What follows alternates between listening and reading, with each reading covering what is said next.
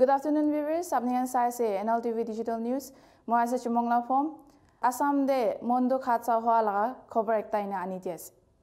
Assam Karbi Anglong de child abuse hwa laga khobar janibole paise.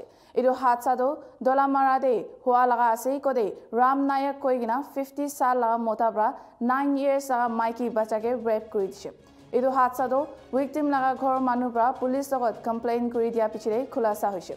Ram Nayak to ekta elephant handler ase aro taike police khan bra tai laga action upor giraftar kori loise aro tai laga upor kari saza dibo koigina authorities bra bisas dilaise koigina janai ase.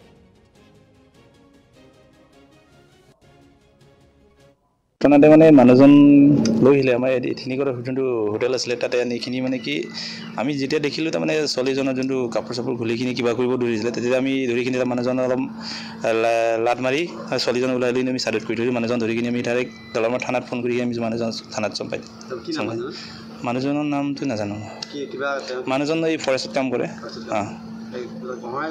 কহৰাই হ'ব কহৰা পিলখানা বুলি মানুহজন ঘৰ চলি ঘৰটো দিউছৰ তাৰ বয়স 9 বছৰমান হ'ব মানুহজনৰ আৰু কোনবা মানে জংঘলত আছিল নেকি নহয় বাথৰুমৰ ভিতৰত কোনখন হ'ল আমাৰ কহৰাতে কি নাম এথেনিক ভিলেজ তাৰ ফ্ৰণ্টত